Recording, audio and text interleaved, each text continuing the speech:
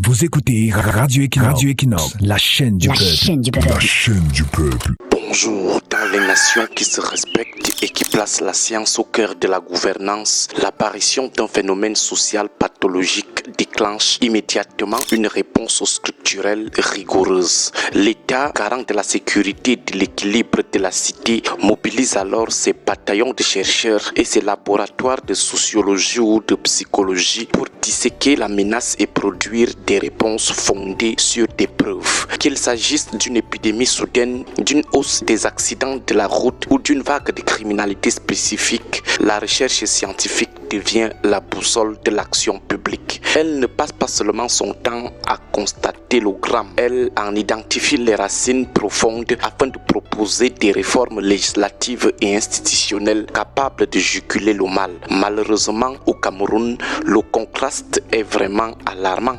On s'interroge sur l'utilité réelle d'un ministère comme celui de la recherche scientifique, dont la gestion semble figée dans une éternité bureaucratique, avec une longévité de 21 ans à la tête de ce département ministériel sans que des résultats pertinents ne viennent éclairer les politiques publiques. On se demande quelle est la plus-value de cette longévité du chef de ce département ministériel. Le cas des assassinats au sein des couples et des familles illustre parfaitement cette démission de l'intelligence d'État. Chaque jour, l'actualité nous livre le récit macabre d'un homme poursuivant sa compagne jusque dans son dernier retranchement pour lui trancher la tête, ou d'une mère qui met fin au jour de ses enfants avant de se suicider en Colbison à Yaoundé. Face à cette hémorragie humaine, le silence de la recherche scientifique est vraiment inquiétant. Dans un pays structuré, une collaboration étroite entre le ministère de la recherche scientifique et celui de la promotion de la femme et de la famille aurait déjà accouché d'une vaste étude nationale. Une telle investigation scientifique permettrait de comprendre que la recrudescence de ces crimes est le résultat des causes multifactorielles précises. On y découvrirait sans doute l'impact de la précarité économique qui exacerbe les tensions domestiques et fragilise l'autorité traditionnelle. L'étude mettrait aussi en lumière la détresse psychologique profonde des populations privées, des mécanismes de prise en charge mentale, ainsi que l'influence toxique de certains modèles culturels prônant une masculinité hégémonique ou la banalisation de la violence comme mode de résolution des conflits. On aurait également compris quel serait le rôle des infidélités ou des déceptions amoureuses dans les crimes domestiques.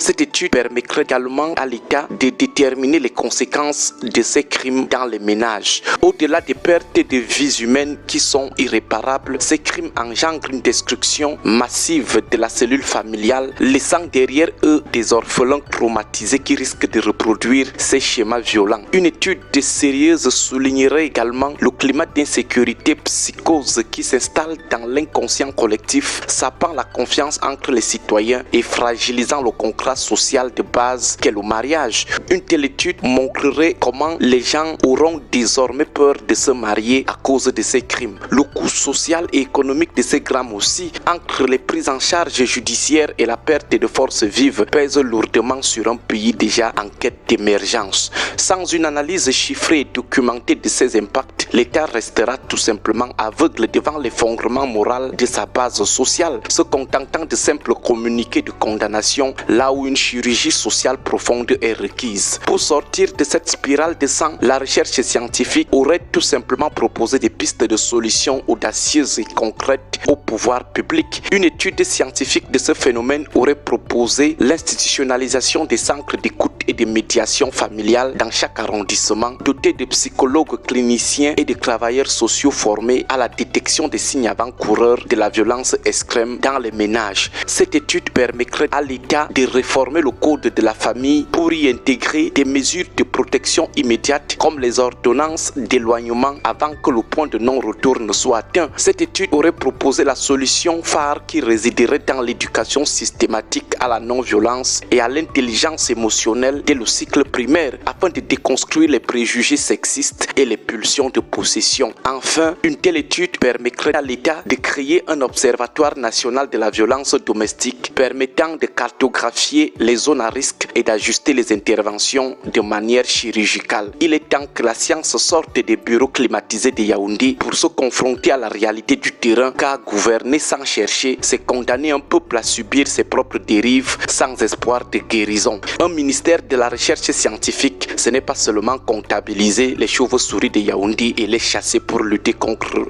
la Covid-19. Agréable week-end à tous, que Dieu et nos ancêtres prennent soin de nous.